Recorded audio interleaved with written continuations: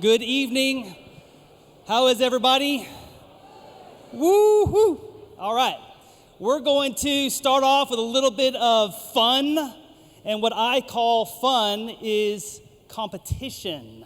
I like us to have a little competition between ministries.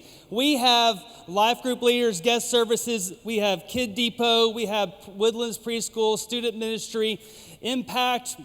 We have leaders from all over this church, and we need to have a competition between ministries to see who is the best of all ministries. Now, I already know who it is. Of course, it's adult life group leaders, but really, so what we're doing is competing for second place. But nevertheless, I am curious to know who would be second best, so we're going to have a little competition right now. So what you need to do is get your phone out, get out your phone and go to the internet browser on there, and we're going to do a little trivia quiz.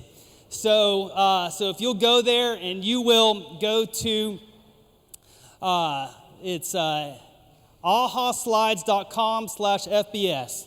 I'm going to see if I can pull that up. AHA slides, SLIDES.com/FBS.org. So I'm going to try to get that up on the screen here. So if you will get that on your phone, and let's see if you can if you can do that. Let's see what we got here. You see it up there on the top? AHA slides.com/FBS. Y'all getting there? All right. Now be careful what you type in. You always got to be careful what you type in. You never know what you might get if you type one wrong letter. All right? So when you get to that page, you're going to put in your name, and then you're going to put in what ministry that you're representing. So if you're an adult life group leader, you put that. If you're here with the Kid Depot, you'll put that. If you're here with media ministry, you'll want to put that on there. Impact. Now, if it's not working on your phone, don't panic. Just enjoy the show, okay? So it should work for a lot of people. I can see that there's a lot of them already signing in. I've got 96 right now, 98, 100 now signed in. So it's working for a lot of folks. All right, we get in there? Now this is going to be a 6-question quiz. A 6-question quiz. And how quickly you answer determines how many points you get. So you'll want to make sure you get the right answer, but then you'll also want to make sure you click the right answer as quickly as possible. So, ahaslides.com/FBS. I'm going to give us about 20 more seconds to get on there, and then we'll get going. Who here thinks that the Woodlands Preschool is going to win? I like it. What about the Kid Depot? We have anybody here from music ministry? Oh, they did that in harmony. That's good. Student ministry, let's hear it.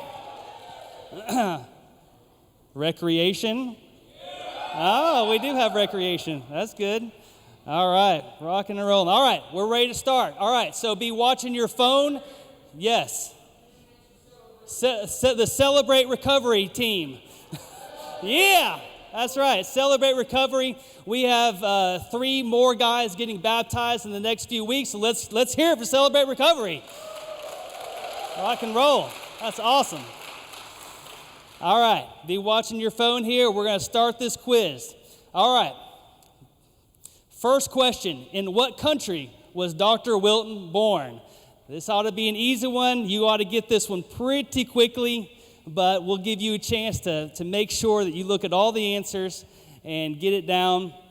I'm encouraged to see 128 people logged in right now doing this quiz. So let's see how well we did answering this most basic of questions. All right, look at that. All right, some of y'all got tricked by that South America, but the answer is South Africa. South Africa. All right, let's see how we're doing. Results right now. Woodlands is on top. Woodlands Preschool. All right. Let's see what we got. Question number 2. Everybody's going to be ready on your phone. Here it is. What is the very last word in the Bible? What is the last word in the Bible? You don't have time to look it up, so you better be ready to go right now. Last word in the Bible. I heard somebody say they guessed. I'm right there with you. I probably would have guessed also. Of course, I had to cheat and look it up. This is my joy to try to get y'all. All right, here we go. Let's see what our answer is. Look at that. Wow. Y'all some smart people. I'm going to have to get y'all here. Looks like the Kid Depot has jumped up, followed by Impact Missions. Come on, adult life group leaders. Come on, guys. All right, here we go. Question number 3. All right, who cut Samson's hair? Who cut Samson's hair? This is where I trust my adult life group leaders are going to make a huge comeback right here, get out in front, and cruise to victory. Who cut Samson's hair? All right, I'm going to be honest with you. Most of y'all are going to get this one wrong because the answer is a man. It was not Delilah. It was not Delilah. She asked a man to do it. Yeah, I see. I was going to get y'all. All right, since most of y'all got that one wrong, it didn't affect things too much. Kid Depot's still out in front. I'm very concerned. I do not want them to win. I do not want to hear it from Greg. In 1962, the first Walmart opens. The Rolling Stones play their first concert, and what else?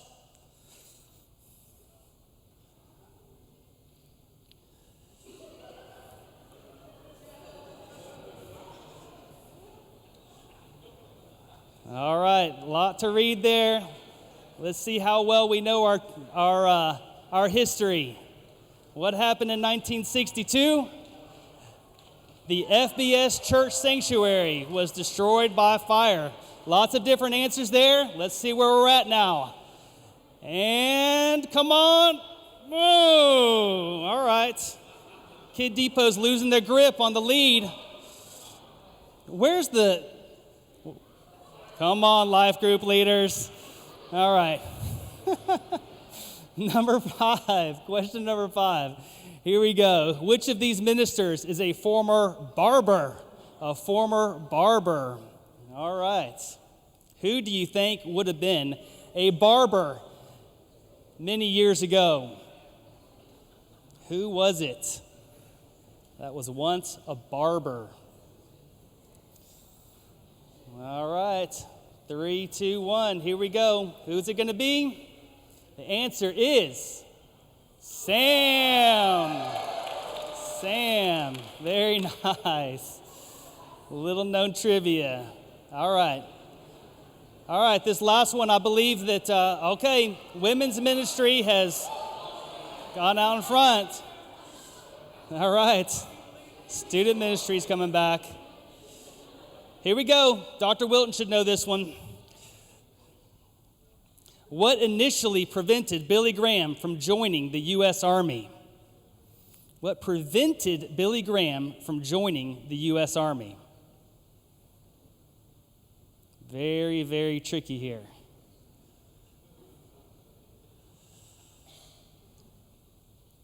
Okay. This is a big one. This will determine who's the overall winner here. The answer is his weight. His weight.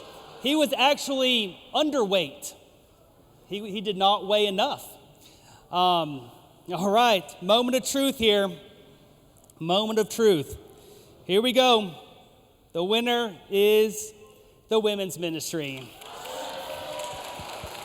Very nice. Very nicely done. Very nicely done. All right. That's awesome.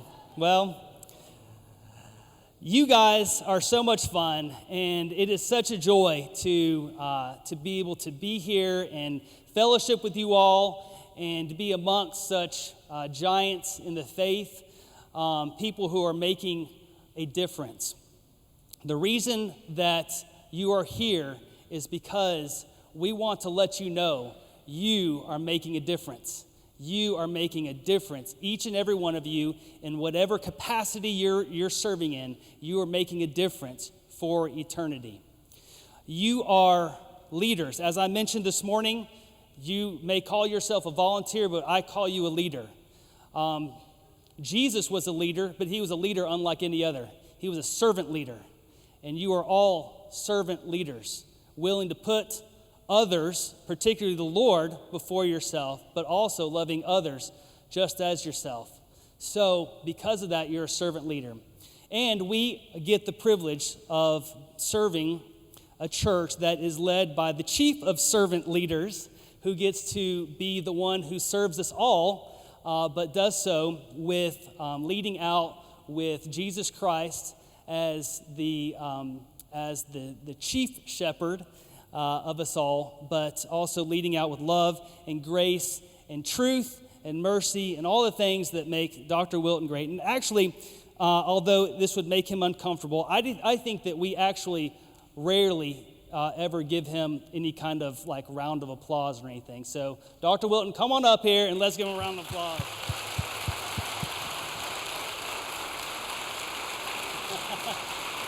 Sorry about that.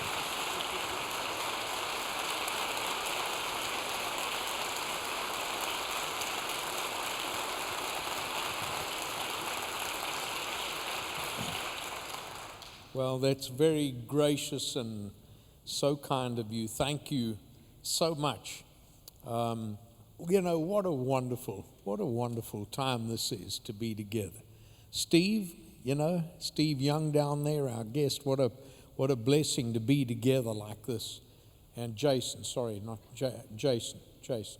Jason, I'm just telling Jason, who's our guest, what a wonderful blessing it is to be together like this, in a church like this.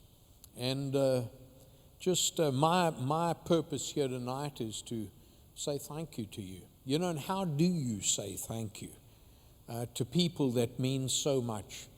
Yeah, you mean so much to me personally, and you mean so much to our church, but you mean so much to the purpose of our church, which is people. It's about people. It's about reaching people. It's about relationships. It's about touching people's lives. And, I just got through a nearly 2-hour church council meeting under David Wise's leadership. And at the end of the meeting, Al Clark, who's a member of that council, made a statement, and I'm just carrying that statement on. And Al Clark, in closing comments, said, it's just an incredible thing to sit here and to listen to all that God is doing through our church. There is a vibrancy and a connectedness and a ministry and a seriousness and a unity and a oneness and a joy. And at the end of the day, what's it all about? It's all about the Lord Jesus Christ and lifting his name high. And it is true, folks. It is true. Out here in the streets and the sidewalks of our life, people deal with every kind of circumstance. You know that. I know that. In fact, I'd go as far as saying that, over these last months, we've noticed that there are so many more people, somehow it feels like. There just seem to be more and more people who find themselves on the edge, going through different circumstances and challenges. And we, the church, God's people, come together and we just reach out and just love them and minister to them and make ourselves available to them and touch them. That's you. That's every volunteer. And it's not always the big things. Thank you for being kind to me tonight. I have such an advantage because I've got a microphone. There are hundreds of you. Your microphone is it's that word, it's that touch, it's that extra hour, it's that extra mile, it's that phone call, it's that visit, it's that smile, it's standing at the door, it's saying welcome, it's offering, what can I do? How can I help you? I tell you, that's where it all comes down to it. It's just something that defies reasonableness. It runs so deep. It's just being loved by people who really understand what love is all about.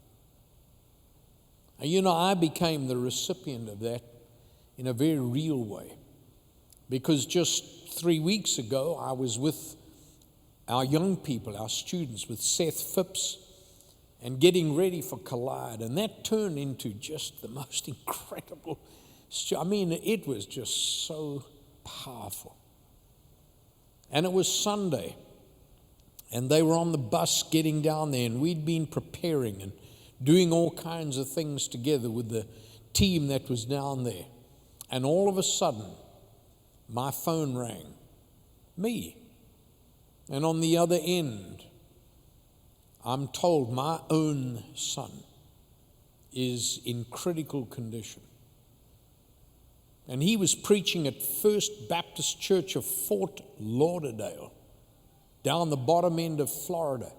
And he'd picked up COVID, actually from First Baptist Church Naples, where he had just come from another big meeting. And he was really sick. And Annabeth and he decided they were trying to get home back up to Pittsburgh. They got as far as Savannah, Georgia, when he almost stopped breathing. And all of a sudden, that crisis hit. I just stopped everything, got in my motor car. It was a rental car. I didn't worry at that point where I was going to drop it off or where I got it. It had wheels and a steering wheel. And boy, I just head out from Panama City, Florida, into the middle of the night. Do you know that apart from others, at 2 o'clock, 2 a.m., my phone rang.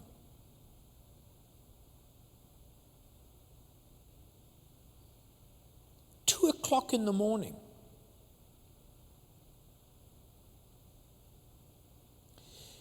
You know what you didn't know about that was that I personally was getting quite uncomfortable. I had the worst pain on the side of my face that I've ever had. My whole face was pounding. I didn't know what was going on. It was 2 o'clock in the morning. My phone rang. And the other end was a fellow by the name of Chuck Wallington.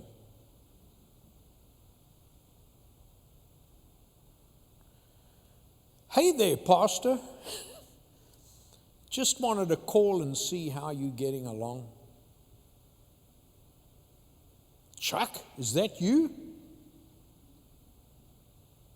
Have you lost your mind? It's 2 o'clock in the morning. Well, where are you? I have no idea. I'm somewhere between Tallahassee and Jacksonville, I think. And for the next 25 minutes, he talks to me like the sun's just coming up. Then I put the phone down and it starts buzzing, and it's Bob Neely, who himself needs prayer. And then it's this person, and it's that person, and just after 3:30 in the morning, with my head pounding, I pull up outside this place, because inside there is my daughter-in-law and 4 little grandkids, and their daddy's in emergency in the hospital with plunging oxygen levels. When we got eventually to about 10, 11 o'clock Monday morning, my head was hurting, my jaw. I called one of my friends, a dentist, and I said, I don't know what to do. And he asked me a few questions. He said, man, you've obviously got an infection in a tooth. I said, that's a nice how do you do. I said, well, listen, how long will it take me? 5 hours from Savannah, but I'm telling you, this thing's hurting so badly. I can hardly think, but I've got my son in hospital, and I've got 4 grandkids looking at me through a window, and I can't think, and I don't know what's going on here. Can I just drive back to Spartanburg? Can you just help me? He said, it's not going to help you coming back here. You won't make it. The next minute, he's calling to find a specialist in Savannah. And what you don't know is Monday afternoon, I'm sitting 2 hours in a specialist dentist chair getting root canals.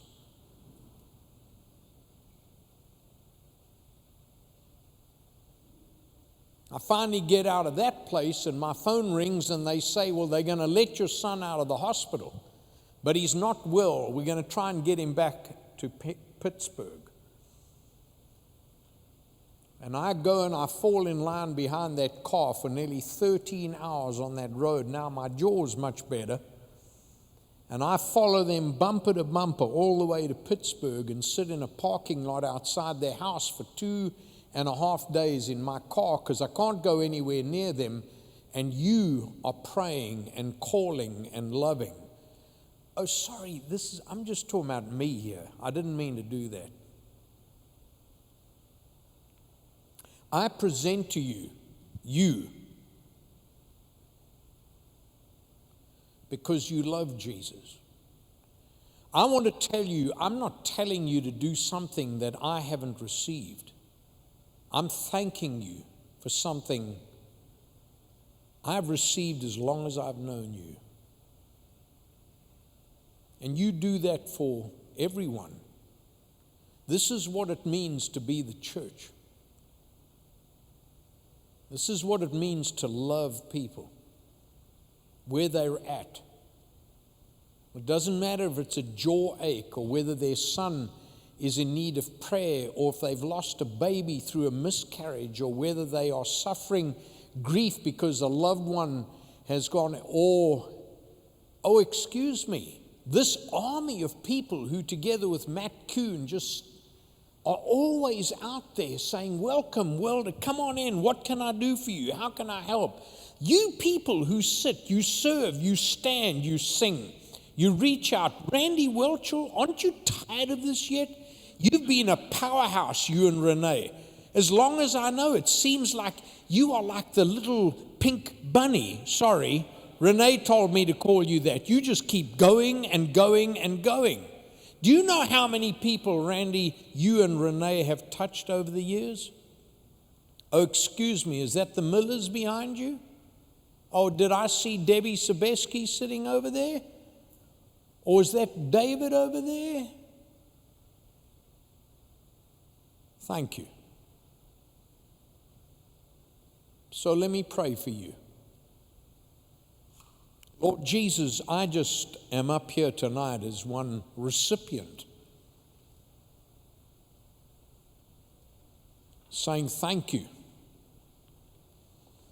to so many incredibly precious people. These are my friends, these volunteers and leaders who sit around tables like I've just seen a group of people do for 2 hours on a Sunday afternoon, who just sat in a meeting to talk about the vibrancy of what this church looks like. From finance teams to councils to deacons to choir members and praise teams and people who shake hands and who go out of their way and pour a cup of coffee for somebody else. Thank you, Jesus, for people like this. This is the real blessing. And today we behold our God together. For the best is yet to be. We are your servants, Lord Jesus. In Jesus' name, amen. Amen. Thank you, Pastor. Let me invite you to stand and let's turn our hearts toward our Heavenly Father. He is here. I sense His Spirit even now in this place. And tonight, let's worship and adore Him. Let's love Him tonight. He alone is utterly and completely, totally sovereign over our lives. Let's worship Him tonight.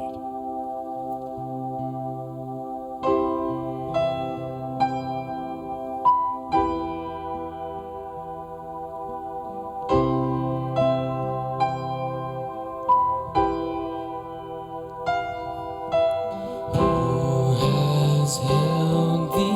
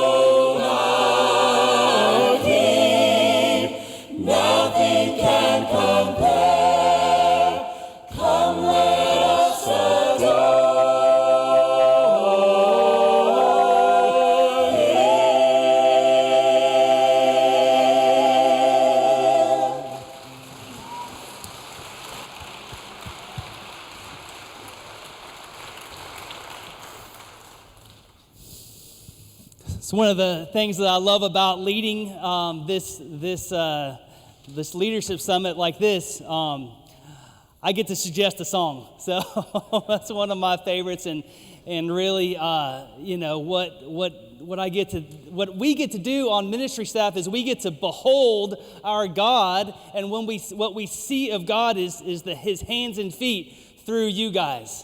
So it's kind of like behold God, and I'm seeing God work through you all. And so it's just so awesome to see you all at work. And I see it all the time. I see it in so many different ways. And so I just want to have y'all get a glimpse into a little bit of what I see. So I want to ask a few folks kind of their story, that the thing that everyone up here has in common is that they're all relatively new to First Baptist Spartanburg, relatively. Now, Brian and Carrie Redding have been part of us for a couple of years, so I'm speaking relatively new. Like, I've been on staff for 8.5 years, and I still feel like I'm new, right? So it's all relative. But so Brian and Carrie came to our church a couple years ago, and they actually came with some kind of church scars, if you know what I mean. Just kind of some pain that they had experienced from a previous situation, and so it was a brand new type of whole new world for them. And so I know that they also have children from youngest around 10 all the way through 20 or so, 25, all right? And so they've seen a number of different ministries, been a part of course, they're both a part of our music ministry. But Brian and Carrie, tell us about how you have sensed and felt how the church has been a part of y'all's journey coming and being a part of this family. Well, as Eric said, we definitely came from a church situation that was less than ideal, but we came in. We knew that God wanted us to be a part of a ministry and a church, and we knew we needed to plug in. So the first time we walked through the door, the team that greets people were just right there to welcome us. They were so friendly, and we needed a friendly face that day. It was such a blessing to see somebody smiling at us and welcoming us in, and just want to see what they could do for us. And as we became a part of the church, just through our children getting involved in life groups, and actually, our own life group that we were able to be a part of, just seeing how people, prayed for us and were concerned for us and befriended us, really helped us to just really feel welcome. It helped us kind of in a new phase of our life. We definitely were starting kind of a new phase in our family's life, and so it was definitely something that we appreciated, and it really made us feel like family. And so that was, and definitely the staff was a big part of that, but just the volunteers, from the teachers to the people that we serve with in the music ministry, and our life group leaders and our life group members, and just people that we knew just on the outskirts of the church that became just some dear friends of ours, was a great thing for us. So, well, y'all are just a huge blessing, and I know that ministries like the Kid Depot and the student ministry have been an important part of helping y'all become a part of this family. Maybe just a word about how the Kid Depot and the student ministry has been a part of that journey. Absolutely. They have loved us and loved our children. The discipleship group leaders, they have so much respect in my heart for every Sunday night, being so faithful to hang out with 9th grade boys. That takes a special person. and the same for Jacob's group. And I have so much respect for so many people who just have chosen to show love and to be Jesus. And even in the Kid Depot, when they did the Power Surge ministry, that meant so much to Anna. And for all of those people that would work in that ministry, they knew her by name. They knew that she was having a volleyball game that week, and they would ask her specifically about that. And that just meant so much to our family, especially in the transition of coming here. And again, it was just showing love. And it was just such a precious thing for us. And as you all know, when you show love to your children, you show love to the parents. And so we just felt so loved by this congregation, and we just felt like you guys were Jesus to us. Awesome. So that's what I'm talking about. When we say, behold our God, this is how I'm seeing it play out. We see how the love of the volunteers, of the leaders of the church, making a difference in this family, and now they're getting to love others, and it just keeps going around and around. So thank you guys. James, you and your wife Susan, y'all are kind of just joined our church just this summer. You came to us from Florida. Y'all came here to be closer to your family. Her family. To her family, to her family. And so I just wanted to hear kind of what's been your experience with how you have felt welcomed by this church family. We came here on the recommendation of our pastor in Florida at First Baptist Plant City, and he said, don't go anyplace else. The kind of teaching that you like and the depth, that's the right place for you. And I've spent a lot of time volunteering with college ministry, especially like answering questions and helping them find resources to answer their own questions. And so so you're already getting involved with the college ministry, but tell me about y'all's experience with your life group. We stumbled into David Wise's class the first week, and it was awesome. The research that he puts in, as somebody who's taught for years, I can certainly understand how many hours he puts in studying, and has a lot of wisdom and discernment, and his applications are amazing. So you missed your calling. You should have been a pastor. Well, James, you'll want to get to meet him and his wife. I've definitely met my match intellectually with James. He's a student at Southern, the Southern Baptist Seminary. And so he's, I can't wait to see how God's going to use you and your wife in the coming years. Erica over here joined our church family while we were meeting at Barnett Park. And over the last year, she has gotten plugged in. She is currently a D group leader in our student ministry. She is serving on our impact team. And she just has the joy of the Lord all over her. But Erica, tell us about how you have felt impacted by the various ministries of this church. Yeah, absolutely. Well, before I became a member here at First Baptist, I actually started even attending before we were at the park, but online. And that's when I felt the Lord was calling me to First Baptist. And I was like, okay, well, I don't really know where to start. We're online. I don't know who to contact. And I remembered that I had a friend that attended First Baptist because I had visited in the past. It was Madison Biggerstaff. And I reached out to her and I told her, I was like, hey, I think you go to First Baptist, right? I kind of want to see what this is all about.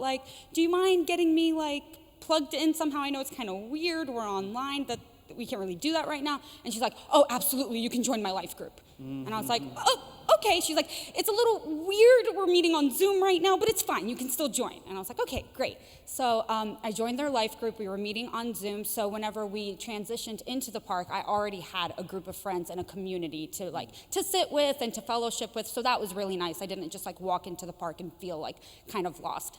Then once we started moving back into the building, Madison, again, same thing. She was like, okay, well, what are you thinking? Do you want to serve anywhere? And I was like, oh, absolutely. So she was able to get me plugged in. I met Matt Kuhn through her and got plugged into guest services. I met Deandra through Madison as well and was able to get plugged in with student ministries. So yeah. So she's like I said, she's using her spiritual gifts in the student ministry and impact guest services, and it starts with that connection, that personal touch. It's about us. It's about you just making that effort that y'all do on a regular basis that has led to now her making an impact on so many different lives. So Erica, love you being here. Love how the Lord's using you. Can't wait to see more. That's awesome. Jordan and Stacy Davis have been, I said that I wasn't going to preface this too much, other than to say, just for context, Jordan is Sam and Jimmy Davis's son. and he has a lot of experience in ministry. And of course, Stacy is serving and loving on many different families, especially really all across the city. But I'm already doing what I told y'all I wasn't going to do. So y'all have a unique story, just like everybody. But tell us about y'all's story. Well, for a few years, I was a pastor down in South Florida, and we lived down there for about 5-6 years, 4 years, I don't know. And I was a pastor, and we've been in ministry. Stacy was on staff at a church before, and so that church closed, the church we were at in South Florida. So you can imagine how hard that would be to close a church. So we came back home, and it was not a given that we were going to go to First Baptist by any means. We wanted to be able to choose, and we were never pressured by any means to come here. But we eventually decided to come. COVID was doing its thing. And after all of that, we were back in church. We decided, all right, let's give First Baptist a try. And from the first moment that we came in the doors, we were welcomed. And it's not because people knew me or recognized me. That's kind of the thing. Like, a lot of people don't recognize me. I guess it's the beard and less hair. But I grew up as a kid jumping over these pews and running all over the place and having a good time and in the student ministry. But I came back here and we were welcomed. We were invited in. Kyle Schuler invited us to his life group. And I was really excited about Substation sandwiches, but we haven't had any Substation sandwiches yet, Kyle, for our life group. So, just saying. But, I want to say thank you to the volunteers, because you made us feel welcome from the very moment that we came through the doors. So, thank you. I just add on. So in between the lines of all that, I think we, as he described, we moved back from South Florida. We floundered for a while, and kind of in our personal life, because we weren't expecting to move back. So it was very emotional, very hard, and still is in some ways. But it was very fresh at that time, and church, we've always been on the leading side of church, not on the receiving side as much. You receive when you lead as well, but we were in those roles of reaching out and always doing. And so, and then we were attending church, and it was a strange position to be in some ways, to just show up, and we were visiting churches, and it got to the point that we felt like maybe we couldn't do this, like we couldn't be just regular church people, because we were struggling to connect. I said a lot, I feel like I'm in middle school and I can't find my place at the lunch table. Like, that's how I felt. All the tables were full, and where's my spot? And that's really how it felt. So it was really hard. And like he said, we came here. And the first day, Kyle invited us, but I think a couple other people invited us to life groups, and we were welcomed right off the bat. They were changing to Orange, which we love Orange curriculum. We love the Orange strategy. Jordan, when he was a pastor, always had Orange in his churches, so we were really excited about that as well. And our kids have felt plugged in. We asked them on the way here what to share, and they said, our kids are little, so they don't have a lot of words, but they have a lot of words, but they didn't have a lot of words to explain how they felt about their teachers. But they said they're kind, they're sweet, but they have felt so embraced. So, we have 4 kids, 10, 8, 6, and 3. And it's meant so much to us for them to find their place as well and to be loved on. And we really feel like from the beginning when we went to the life group, we felt like we belonged. We didn't have to earn our place at the table. So thank you guys. Guest services, Woodlands, Kid Depot, Life Group, we've been impacted by a lot of you. And maybe it feels like ordinary things you're doing when you invite someone, but it has a extraordinary impact. And it did on us. So thank you. Awesome. Well, it's not easy to get up here in front of everybody and talk about your story, so let's give them a round of applause.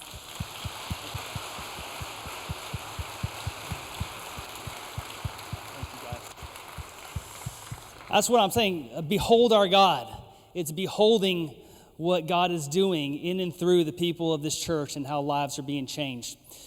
As I was thinking about what we can do to just kind of sharpen our skills, I recently came across Jason Young. Jason actually is an early disciple of Sam Davis. He was in Sam's youth group when he was around 15 or so, and he told me that that Sam took him to the college that he ended up going to, which is cool. Since then, Jason has been on staff at North Point Church in Atlanta. He's been at First Baptist Woodstock, and he's been at Life Church, where Craig Rochelle is the pastor, and he got his doctoral degree in hospitality. God has been using him beyond the church. He now consults with companies like Chick-fil-A and FedEx and Gorilla Group. I'm not even going to try to say it again. But the Lord is using him in a variety of different ways. And the Lord has put something on his heart to help us become better at what we are doing, which is to say we're already doing a phenomenal job, but we can always do better. So, Jason, come on up here, and let's give him a round of applause.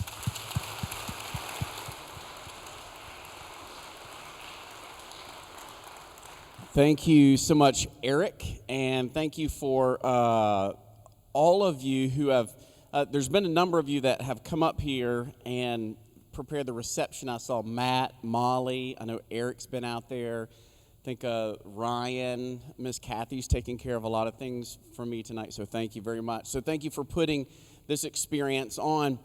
And you've heard from Dr. Wilton and you've heard from others that you have a tremendous role. In fact, I remember going to this church. If I said the name, you would know. I was in my car. I was all by myself, and they wanted me to kind of come check them out, give them some feedback. So I thought, for sure, happy to do that. So I'm in my car. I pull in. I don't have anybody else in the car. Okay, that's an important thing to know. And they direct me to go into one particular direction, into a parking lot. And so I do, because you don't want to upset parking lot attendants. And so I park my car, and I look, okay, where do I go in? Okay, there's a bank of glass doors. I'm going to go in there. So I go in, but I don't make it inside before this very large bouncer man says to me, "You got kids?" What you don't know about me is I'm on the sarcastic side. Had a lot of thoughts I wanted to say. And I looked around me, and I'm like, nope, just a party of one. And he said, well, you can't come in these doors.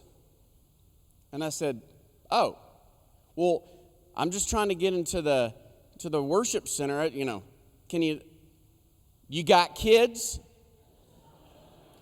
If you got kids, you can come in these doors. If you don't, you can't. I'm like, am I really having the conversation at the door? I cannot even get in. I'm all about safety. I get it. It just, things aren't going real well with this guy. And I said, well, can you walk me just to the hallway? I could see it. It's right there. And he said, no. You got kids? I'm like, well, they've trained this guy what to say. So he goes, but I'll tell you what you can do. I'm like, here's good news. If you turn around and you walk down the sidewalk, you'll see a little pathway through the woods. Take a left.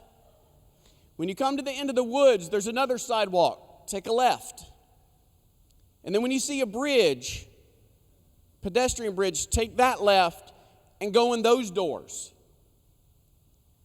I was waiting for the joke. Nah, just kidding. Come on, get in here. Never smiled. One thing I got to give the guy credit for, he is great with directions. Sure enough, I did all of the things that he said. I found my way in. Do you know what I thought about through every single song that we were singing that morning, and every word of the pastor's message, do you know what I thought about? You got kids? I wasn't thinking about Jesus or the song or the message. I was thinking about that guy. Volunteers make and break church experiences. That's what he was. He was a volunteer. In fact, after that day, I had a thought. I didn't go back to him, but I wanted to. He was much larger than me. And I wanted to say this, and this is what I want to talk about tonight. I think there are two things that guests wished volunteers knew. You say, well, I'm not in guest services. Well, just FYI, guest services is not a department. Guest services is a culture. And every single one of you are part of that culture. You say, well, I lead groups, but you care for people. And for me, when I think about a guest in a church, a guest is somebody for the very first time or the 100th time. We always care for people. If you're in kids or groups or guest services, it's about being part of a culture. So, what would a guest want you to know? Well, I have some thoughts. The first of which is they would love for you to be fully present. You see, there's something really powerful about your presence. It's one of those things that you get to make the decision on whether you're going to give it or you're going to withhold it.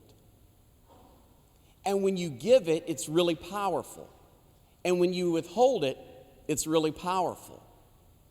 In fact, when you choose to be fully present, in essence, what's happening is you're making a declaration of what and who you value. It's like holding up a megaphone. Have you ever been in front of have you ever had a conversation with somebody? They started with you, but they drifted. And you're like, I don't actually think they're in this conversation anymore. Have you ever been on the receiving end of that? Maybe you've been on the giving end of that. You see, when we choose to be fully present with someone, in essence, what we're saying to everyone else around them, this person is the most important person to me right now. It's not a very difficult thing to do, but it's a very unusual thing to experience. Why? Life is busy. People are busy. We go to the store and we need a little bit of customer service and help. People are busy and they just walk by you or they give you the bare minimum. I mean, if any place ought to get caring for people and guest services and hospitality right, it should be the church. I have a pastor friend and I have a business friend, and they were doing an interview together. And the pastor friend had arranged this interview, and this businessman, he is the former COO of the Ritz-Carlton Hotel Company. And Horst Schultz, his name, he's being interviewed by this pastor friend of mine. And again, knowing both of them, he is asking him about how to care for people. He's asking the hotel guy. And the hotel guy stops and he says, you know what's very strange about this conversation? And the pastor says, what? He says that you, a pastor, would be interviewing me, a hotel guy, about how to care for people and how to serve them well, when your model is the greatest servant of all. I should be interviewing you. He goes, this interview is very strange. He says, I wish the church would get it right more often. And one way we can get it right is to be fully present. Now, how do you do that? Well, one way is to be spiritually fully present. In other words, that's understanding that God has actually invited you to be part of something that is really meaningful and memorable for someone else. And when you begin to understand the gravity and the weight and what he wants to do in and through you in the life of somebody else, but also in your life, But it's really difficult to experience the fullness of that until you're fully in. Another way to be fully present is mentally. Now, I'm not saying you're mental. I'm just saying to be mentally fully present means to press pause on what you're thinking so you can press play on what the guest is saying. It's very challenging to try to have a conversation with someone and you're trying to listen, but you have 87,000 thoughts of your own. And they're at war with one another. Yours are going to win because they're yours. And to be mentally fully present is you're willing to set your thoughts aside so you can fully engage in the conversation. My wife, Stacy, is a therapist. You ought to try to be married to one of those. Marriage and family therapist. You know, sometimes I'm like, Stacy, is this like a therapy thing you're saying? Is this a spouse thing? She goes, Jason, does it matter? One and the same, baby, one and the same. But we talk about like what it means to ask questions, to listen, to repeat back what you're hearing, because it lets the person know that you are fully there with them. But you can't do that without actively listening. So to be mentally fully present means you have to kind of set your thoughts aside and truly engage with the words and the thoughts the person is sharing with you. And not to offer a solution. We're great at that. We listen just enough to offer a solution. My wife says, Jason, there's a difference in listening through and listening to. Listening to is you listen to enough of what someone says in order to respond. Like, I'm not even done. Why are you like responding? I'm like just getting started. Listening through is that you're willing to listen through all of the words and all of the emotions and all of the body language and take it all in and maybe respond if that's what's needed. Sometimes the best response people need is somebody to simply listen to them. So be fully present spiritually, be fully present mentally, be fully present emotionally. What does that mean? That means that you would be willing to empathetically step into the shoes of another person and to try to experience their world. There's a psychologist that explains sympathy and empathy in a really good picture. Think of it this way. Sympathy is walking past a hole that someone is in and going, I'm really sorry that you're in there, and you keep walking. Empathy is walking by the same hole, seeing the person, going to find a ladder, sticking the ladder in the hole, climbing down the ladder, sitting next to the person and saying, I'm here. Very different. And imagine if the church became known for being empathetic, connecting with people, trying to feel and experience what they feel. You see, again, it's another one of those rarities. And when people sense you give that to them, that's what people come back over and over and over to experience. And a final way to be fully present is physically, is with your body language. Did you know that a first impression is registered within 100 milliseconds? That's the speed at which a hummingbird flaps its wings.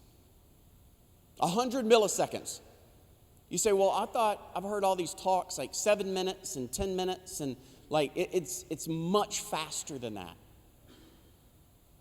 And so many times we work on our words, but what happens with the brain is the brain prioritizes behaviors over words.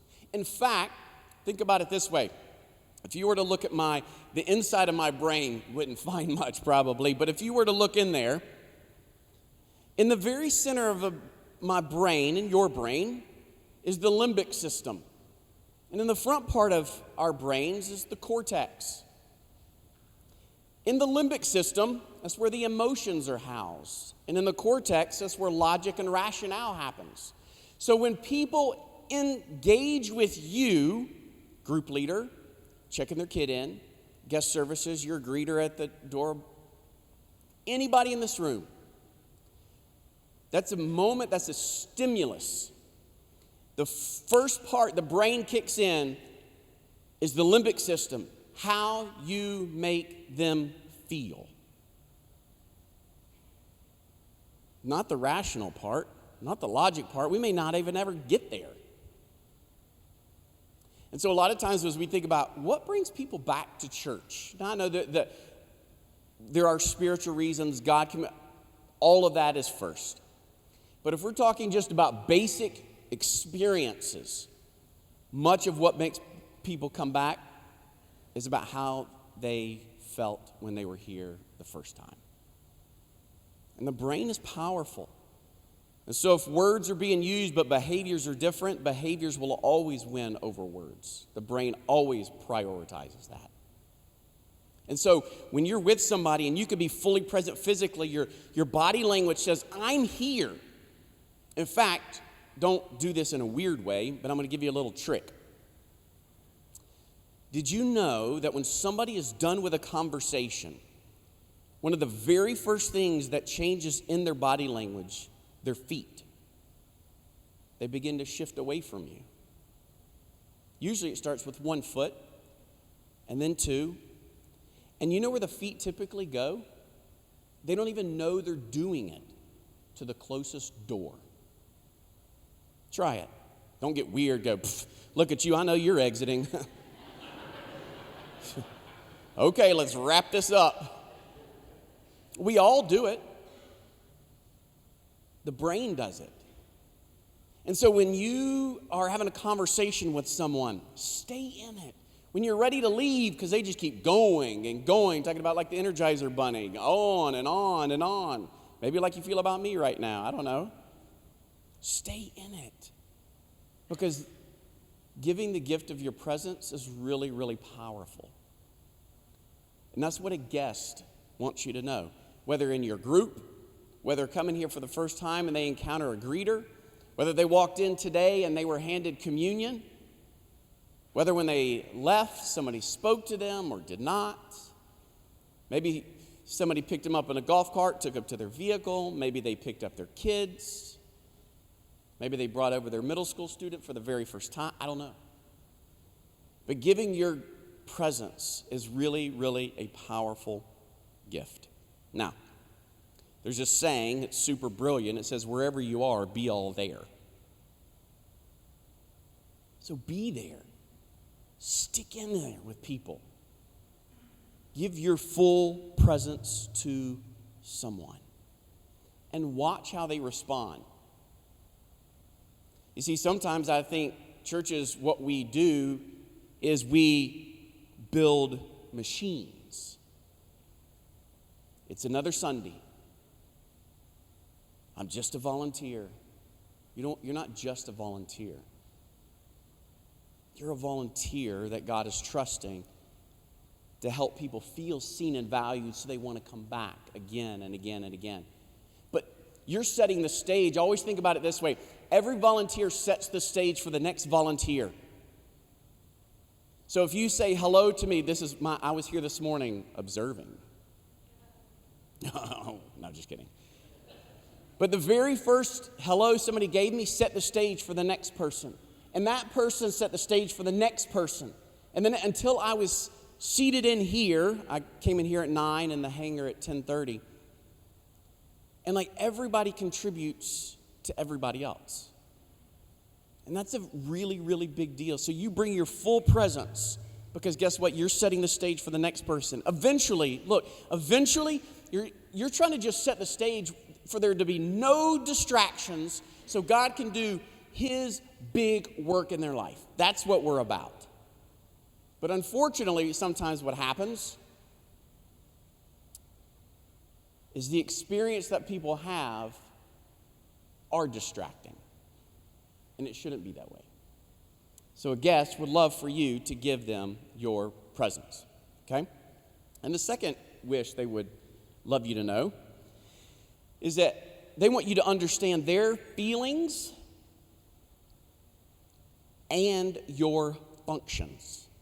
What do I mean by that? Well, So my wife and I, this December, we are celebrating 20 years. She's in from Oklahoma, and born and raised in Atlanta. How'd we meet? Quick story is, I went out on a work trip.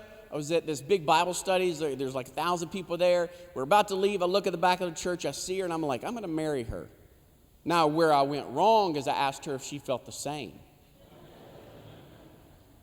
I shouldn't have done that. She said, well, I'm like, oh, I grew on you. It took a time or two. But one of the things I learned was from our wedding reception. So the wedding ceremony, great. Wedding reception, not as great. It was my fault. So I have this bad habit. I love to make sure that everybody's taken care of. So what I did at the wedding reception was I was going around and I was making sure we had enough plates, that the meatballs were all full, and forks were out, and cups, and my new bride just staring at me. I mean, I'll make it back to her. Don't think badly of me, but I just, I'm just doing my thing. So afterwards, we leave. We're having a conversation, and I'm like, man, wasn't that amazing? She's like, no, actually it wasn't. I'm like, well, this is a great way to start. She's like, you left me. I'm like, well, I was making sure everybody's having a good time. She goes, but you left me, Jace. She goes, you know what happened? You forgot my feelings, but you sure did focus on the functions. And for that, you did a great job. You know what volunteers are great at doing? What they do. If you know how to say hello and let me walk you there. Let me check in the kid. Like, you know the processes. You've got the functions down. You're great at it. But you know what sometimes happens? In the midst of doing functions, we sometimes overlook how people feel.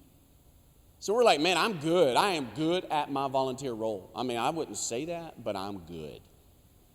I should get the volunteer award 7 days a week because I'm good.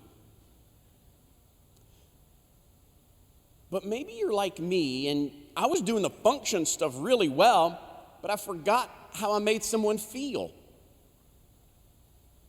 What I'd love for you to consider is, how do you do both?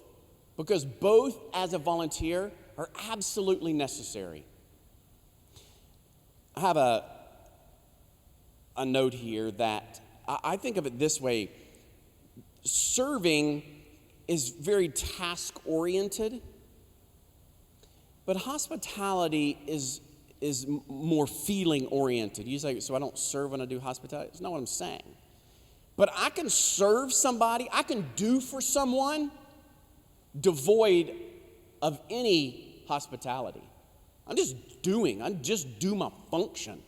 How many times have you gone to a store and they're a machine, they just do their function? I'm like, I don't actually think you care about people, but you just do the function. So I've worked in churches for 20-ish years, and I've been guilty of this. That I can sometimes find myself, or we could be a group of volunteers, and we could do our function really, really well, but we're not paying attention to the feeling part. Remember how the brain works. The limbic system processes first, and then the cortex. That's how God made the brain.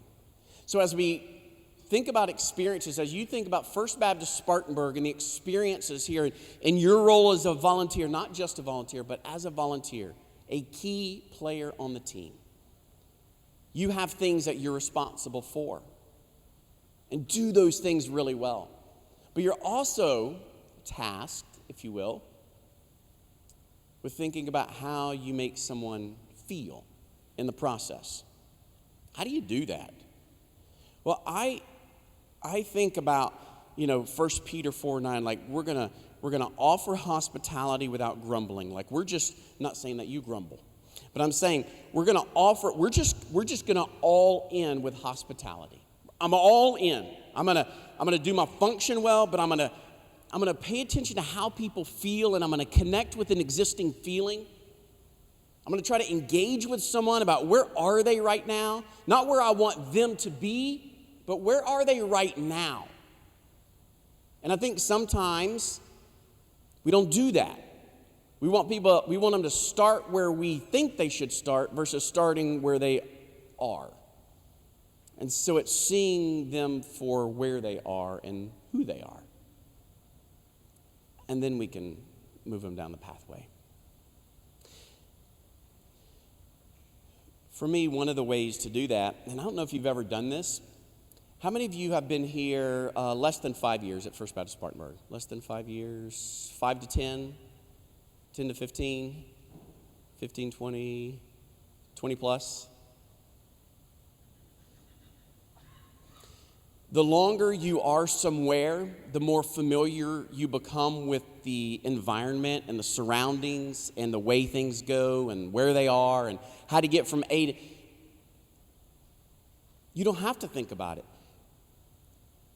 When I pulled up today in working in a church, if I work in a church or I volunteer in a church, I know how the church operates. I know where to park. I know where to enter. I know where to walk. I know where not to walk and what to say and where not to, I know all of those things.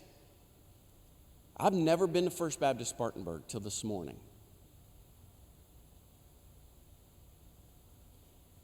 So I had to figure out, all right, where do I park? This is typically the main areas a guest thinks about. Where do I park? What's the first door I go in? Where's a hallway? If I have kids, that will take me there. If I don't, it will take me to a lobby, a general gathering area, and then eventually I'm trying to get into a worship center, sanctuary, auditorium, kind of these big spots. That's what I thought about this morning. And then there's transitions between each of these moments. You say, well, what's the point? As we think about our functions and how people feel, your role is one piece of a lot of things. And one of the key things to do is to step back from what you are super familiar with and try to gain the perspective of a guest.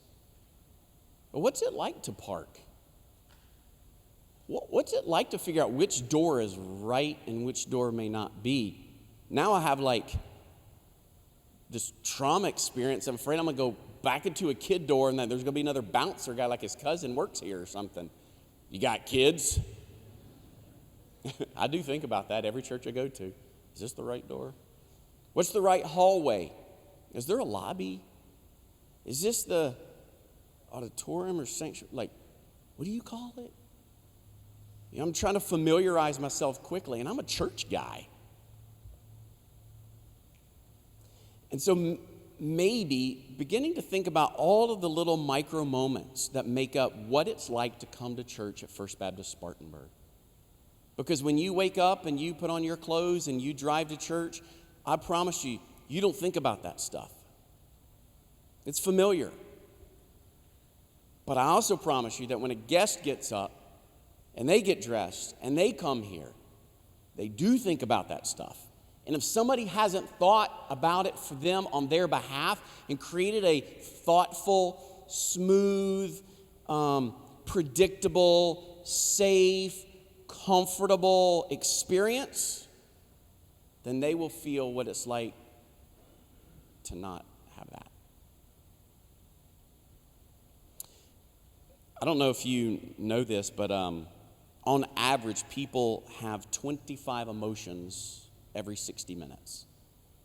Now, I have a almost 17-year-old daughter, and we cover that in the first 30 minutes of the hour. Easily. Nah, she's great, but seriously.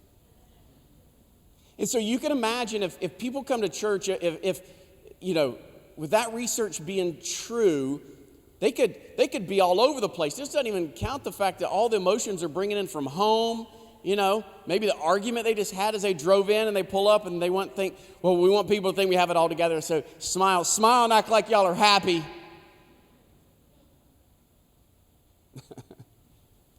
Never been there? Ever seen that? Imagine if nobody had to worry about that and they show up and it's comfortable.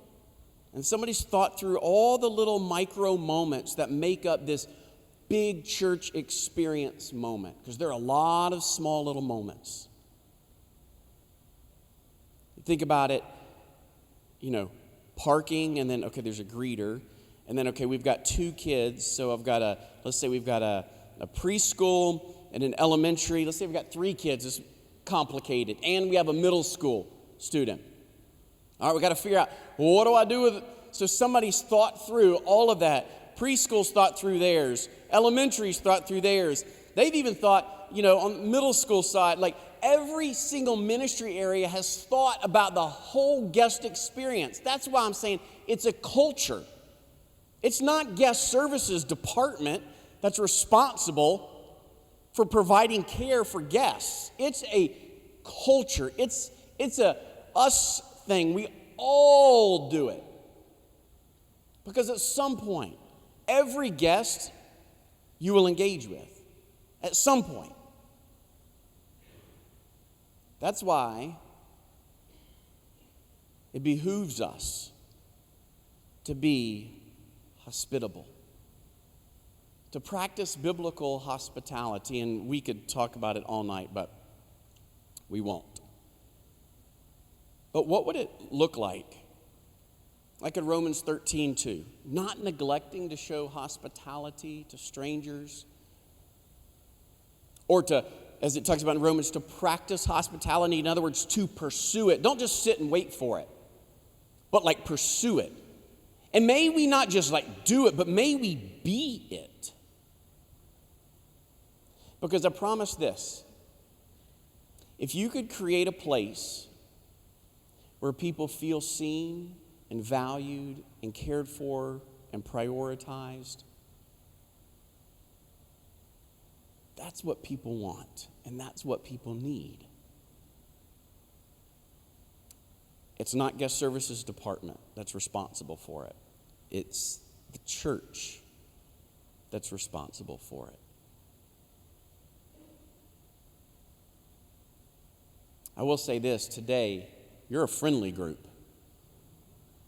And in full complimentary fashion, you're very friendly.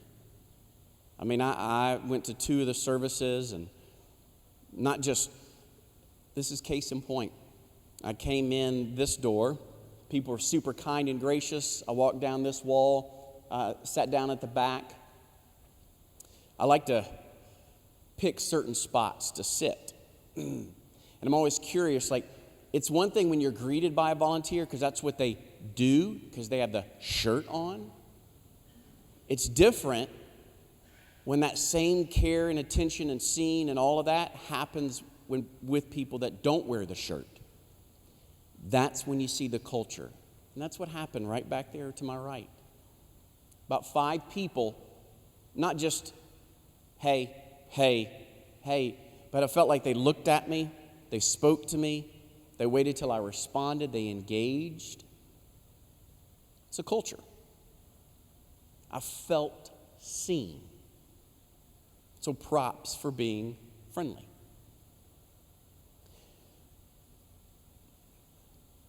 You know as well as I do, on the backside of COVID, or still in COVID, I get confused where we are with it. But people, when they come to church, they bring fear. They're used to looking out for themselves in COVID. They don't know who to trust. Who's looking out for me? I'll just look out for myself. Thank you very much. So there's all these different feelings that they bring to the church. They're used to a fast-paced life. And I always think one of the greatest gifts I think a church could give, again, I'm talking elements beyond the gospel message. Please hear me say all that, is the thing But sometimes it's hard to hear the thing if the experience isn't great. And one of the things I think the church could give guests, as we talk about functions and feelings, is the gift of an unhurried moment. Because life is fast, and life is fast. And so if it's slowed down long enough, I look at you, I listen to you, I respond, I walk instead of pointing. It's down there, left, right. I'm going to end up at another campus. I don't know where I'm going. But somebody walks away from their post and walks with, or somebody is like, thinking a step or two ahead, thinking for me, because I don't know what to think or what to ask. Somebody's already thinking about those things for me. Like, that's a gift. But where do you start? Maybe it's just taking responsibility for your volunteer role, like what you can do. Church staff, they get a lot of credit for a lot of things, as they should. But you deserve a lot of credit because you're the feet and the hands and the heart of Jesus to people that are looking for a group, looking for care, celebrate recovery,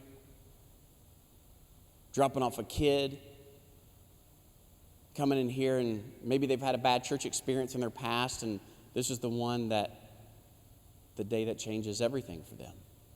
You create those moments. But where do you start? Maybe just start with what you are responsible for. You know what? I'm going to start listening to people better. I'm going to start making sure I square up and I stay fully present with them. I'm going to start, God, you're right. You have asked me and trusted me to do this. I'm going to fully step in. Lord, help me not to get lost in my tasks. Anybody a task-driven person in here? Some of you, I can raise my hand, that's a task. You love to check things off, right? It feels so good. You're so good. You even write a task down that you've already done so you can cross it off. Anybody? Yeah, all right. A few honest folk in here. And then there's the people part. Sometimes those that are just people lovers, they forget, we're doing tasks. We got stuff to do. What? 6 hours later and you're, what? Anybody in here like that? 3 of you honest people could. It's remembering there's this blend of, you do have a role. But I guess I want you to, don't forget how they feel when they come. And maybe it's just moving the dial just a little bit. Anybody, you're a cyclist in here? Anybody? 2. I guess we could say cycling has some room to grow. One day I decided I was going to be a cyclist. So I go to REI and I buy some bicycle shorts, with a padded butt. That makes you a cyclist. So I come home, I have this bike that wasn't like a cycling, kind of real nice bike, but it was a bike. And I put those shorts on. And I walked out, and my wife, what are you wearing? I said, what do you mean, what am I wearing? Riding a bike. She goes, wearing those? I said, look, it's padded, it won't hurt my butt. She goes, you won't last long enough for the pad to be needed. She goes, I'm just going to be honest with you, Jason. You look like there's chicken legs coming out of bicycle shorts, little white skinny, it's not pretty, bottom line. So I said, I should change. And she's like, if you're going in public. I'm like, that's cool. What she doesn't know, I still have those. One day I'm going to pull those out. I'm going to bless her. And so anyways, I changed, I never became a cyclist. I don't know if I rode much after that. Now I just ride with my kids. But one thing I learned about cycling, there's an art and science to it. In fact, Team Sky, Great Britain cycling team, had never won a Tour de France before. And I'm going to finish with this. So they hire this performance director, Dave Brailsford. Dave said, if you'll do what I say, you will win a Tour de France in 5 years. They're like, well, we've got nothing to lose because we've never won one. You can imagine athletes are frustrated, sponsors are frustrated, coaches are frustrated. So they do what Dave says, and Dave does things that many other performance directors do. Bike frame weight, tires, seat, handlebars, the things that every other cycling outfit that they're doing, every team.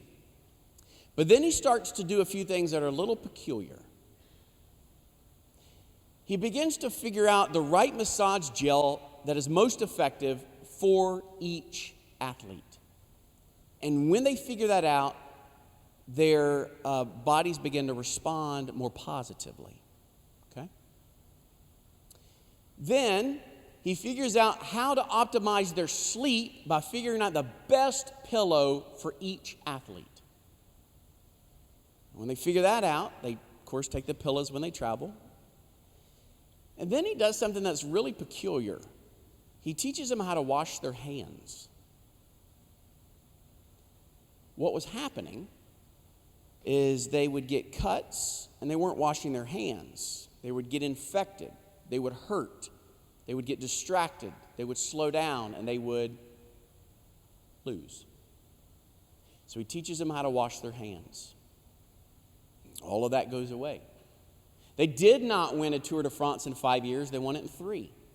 The same year, they asked Dave to coach them in the Olympics, of which they won, I believe it's 70% of the gold medals.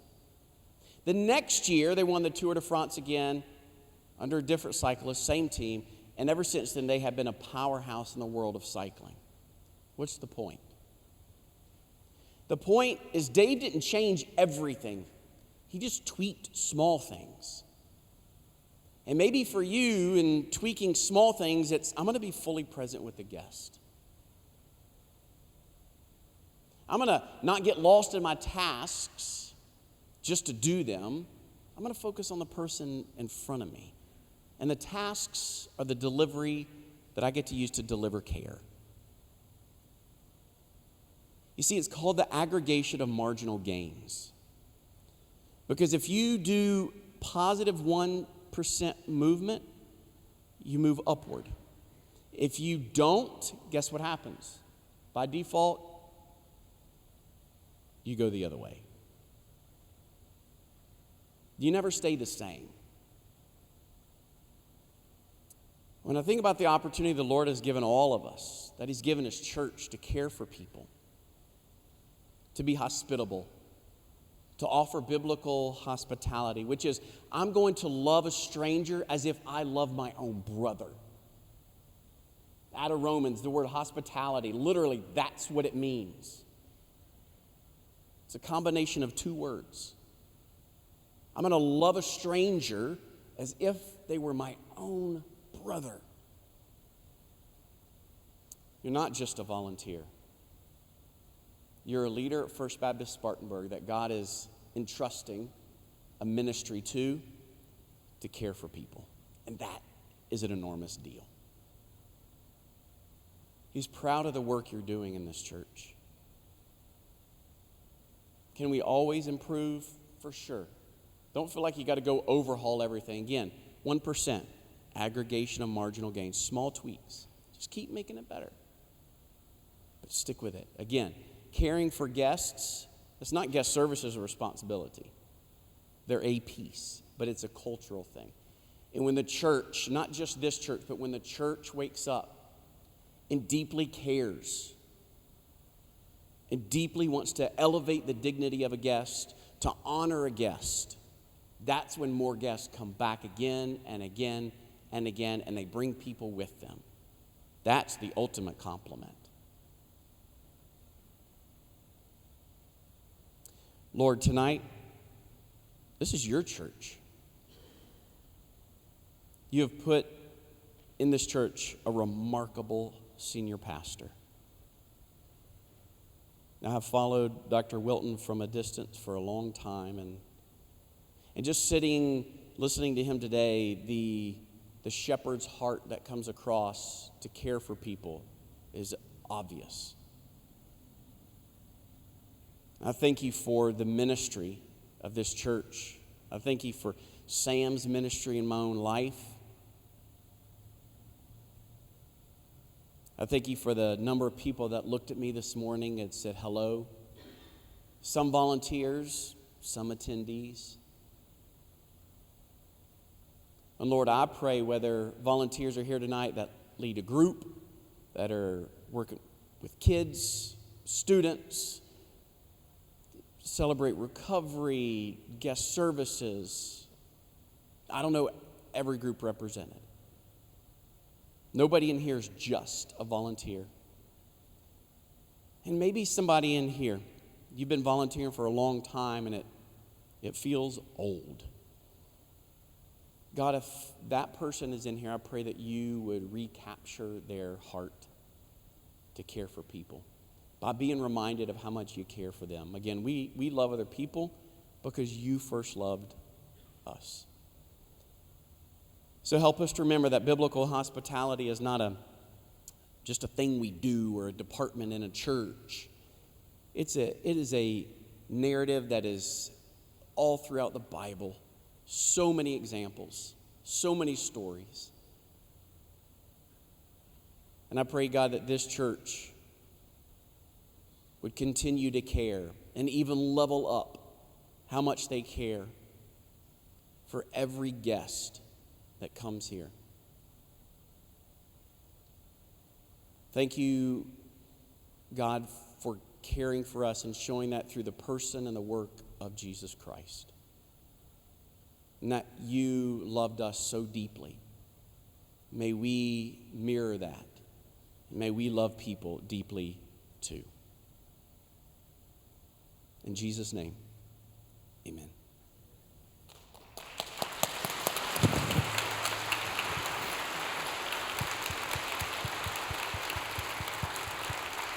All right. Thank you, Jason. That was very good, very challenging word, especially from someone who is a taskmaster.